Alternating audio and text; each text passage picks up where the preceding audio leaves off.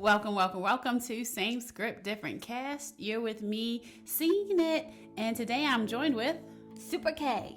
And we're going to talk about Smile. We just came from the movie. I got to say, first off, I enjoyed it. I enjoyed it as well.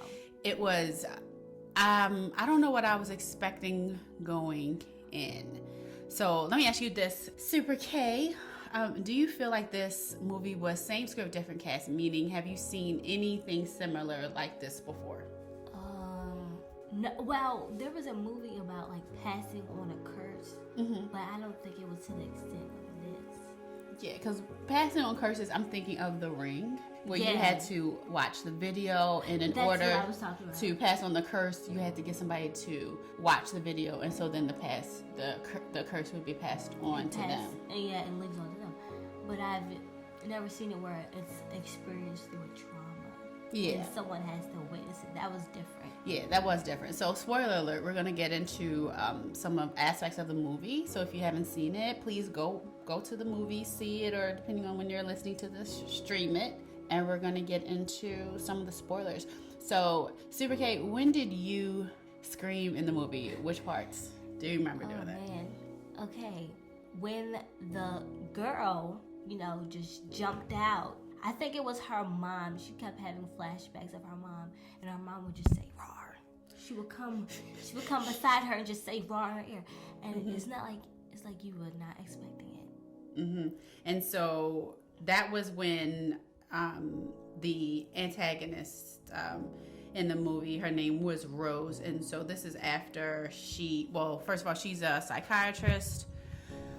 Or therapist, but she works a therapist. So she works with people in the ER that suffer something traumatic. So they're brought into the ER and they're treated by Dr. Rose.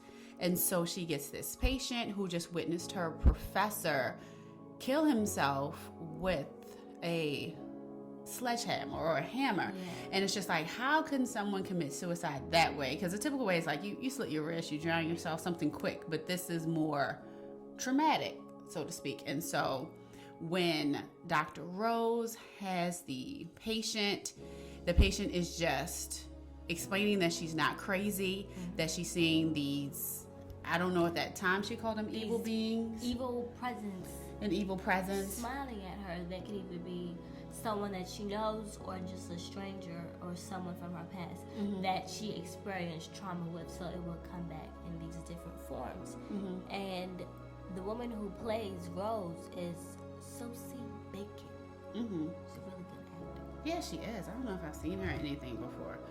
So after the patient kills herself, which is actually in the previews, so there's no spoiler with that because the woman does kill herself. That's how this is passed on. And then it happens slowly that Rose starts to see these visions of the people just smiling at her. And it seems like the very next day or that same day, she looks out of her window and she sees that person that's kind of staring up at her while she's in her office. So like 3 or 4 stories up, looking up, and she's looking down. He's like, that's peculiar, but she doesn't think anything of it. Yeah, she doesn't. And in that same day, after her patient slit her throat, she saw her mom just staring at her, smiling in the corner in the dark. Right, yeah, while she was in the kitchen. And she was trying to see, well, is this the wine? Because she had just poured herself some wine. Yeah, and she also thought she was just having flashbacks of it because it was traumatic for her. Yeah, and it doesn't come out till later in the movie that her mom, I'm going to presume like she had mental health issues, but I don't know if she was taking drugs or something, maybe OD'd, because her mom requested her as a 10-year-old, as Rose as a 10-year-old, to call the police, and Rose didn't. So to help save her mom. So Rose actually feels responsible. So that's just traumatic experience that Rose went through. And she was carrying that guilt around. Yeah. And so I'm trying to think, when did I scream? Okay, I think it was, well, correct me if I'm wrong. I only remember that it was the birthday scene. Oh, because I kind of called it. They have Rose and her boyfriend, A-Chain from The Boys, that's her boyfriend, they have a cat together called named Mustache. She can't find Mustache. It is also her nephew's birthday. So in the box, she already got him a train set. We went to the train store and everything in the movie. So we got that and she started to wrap it. But some stuff happened. She ended up, we did not see her finish wrapping it. Yeah, we didn't. Yeah. Because some stuff there was some sort of an alarm system that went off and the cops came. Her doors were opening. The scenes are super creepy. They are. And the music is super creepy. Thank you so much for bringing up the music. The music was weird. It's not your regular soundtrack. It seems like they are just like taking just sounds of things that are just weird and trying to make them and just yeah. Like even when they cut to different scenes, it's like they would blend with a car horn. Yeah. It was like all that together. I noticed that a couple times. That was pretty cool. And another important thing to add is when the movie is first coming on, and you know how they had the title, it was a music that was really weird, and then the title started flashing, like it did flash. Go to a party and it just the disco lights flash. I've never seen a movie title like that ever. That was very like, what is going on here? And it was really cool because when the title card came like right after the suicide of the patient. It was like, okay, so that's your opening scene. That's how you open a movie. Yeah. Okay, that's pretty cool. I forgot where I was going because I went somewhere else. I was like, the cat. So the cat. Thank you. So with the cat, so her nephew opens up the gift, thinking that it's going to be the train, and then I said the super cat. It's probably the cat, and it was that cat. So Mustache. So this 7 or 8 year old kid opens up the box, pulls out the cat, the dead cat, and it just like it floors everybody. It does. All of the guests at the birthday party are just like, what is going on? And the whole time, Rose is like, I'm not crazy. I'm not crazy. And she takes the cat. I'm not crazy. And she is crying. She's like, no, I've been looking for my cat. And then she's like, look at her. She's smiling. What are you doing? There was a woman in the audience that was just smiling at her. And then she gets scared. She trips back and she falls and breaks a coffee table. And I think that's when I was because when she fell backwards into the coffee table holding the dead cat this entire time, she slits her forearm. Both. So it looks like she tried to commit suicide by slitting her wrist the way that she was bandaged up. Yeah. So that was the time that I screamed. Everything else, the imagery was super weird. It was. Like towards the end of the movie when Rose decides to go to her childhood home because she figured out that maybe if she's alone, that this entity can't latch onto another being to try to trick her.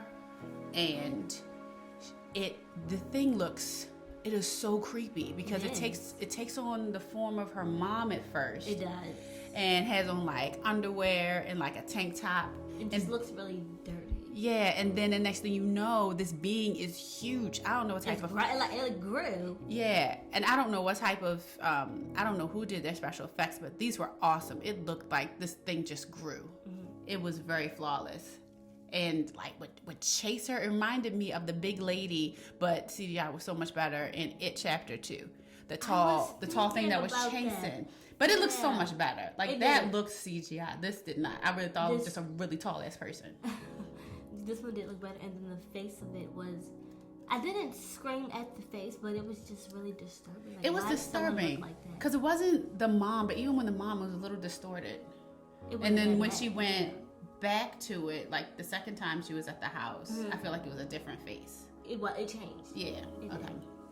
Yeah, but that was good. I'm trying to think of some other parts. I mean, the guy who played her boyfriend, A-Train, he was just not a supportive boyfriend. Who ended up helping her was an ex-boyfriend, a police officer who was assigned to the case of the graduate student, the first patient. So he was like helping her throughout. And she made some sort of connection, basically showing that whatever entity this is, it needs an audience. So the person who has an entity commits suicide. The person who sees it is now, and carries it on that way. Right. But there is a way to stop the cycle, and through her ex-boyfriend, the police officer, who they looked through case files, she was able to find out that in order to get rid of it, you have to kill someone, and someone has to see, and that's how it passes. Right, because she ended up, the ex-boyfriend did the research and said, this person, it's been 20 suicides, 19 suicides, but there have been 20 cases of this happening. And so then the cop and Rose, they go to see the person that lived. And then that's when she learned he was there because he killed someone. But the person who witnessed him murdering someone, it went to them. Yeah. The curse went to them. So that's how she found that out. So I was thinking, I don't know, this is something to think about. So how would you get rid of the curse? How would you get rid of the curse, Supercat? I would just have to die. You have to take it with you? Yep, I would just have to. I don't want to kill nobody else. Yeah. Unless it's for a really good reason. Yeah. Because the thing, like how they left it is her ex-boyfriend, the cop, sees Rose kill herself. So she doesn't make it. Not all movies have a happy ending. No, she was burned. She burned herself. Mm-hmm. And so let's see. So as a cop, so now the curse is passed to him. I don't know if they're going to be a part 2. Because I think it could end pretty quickly. Because he, as a police officer, sure some, it's probably a shootout somewhere, or maybe he has to stop someone. I think it'd be a little bit easier for a police officer to, commit that murder sort of thing. Just gotta find the right crime. I don't know. But so I think it was a good premise. Some stuff was familiar, but everything had a different take on it.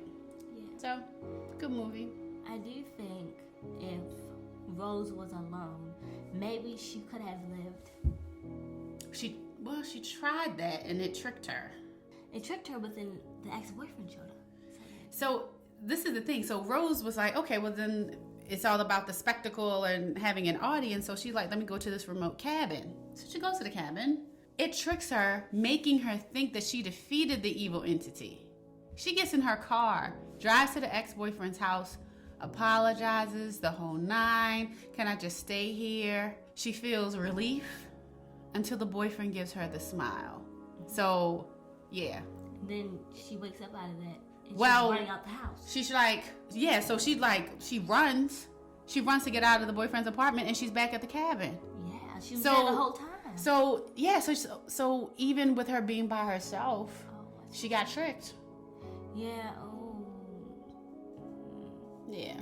It's tricky. Whoever wrote this did a really good job. I definitely want to see whoever directed this. Yeah, yeah.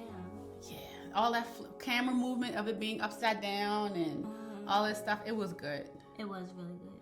Yeah, so definitely recommend it. You recommend? I recommend. It's good? Okay. Yeah. 100%. Just don't have anything in hand because they're going to go up there. Yeah, they will. Yeah. All right, so thank you so much for joining us. The recap of Smile. I've been seeing it. And Super K. All right, thanks. 'Cause I love your smile. I think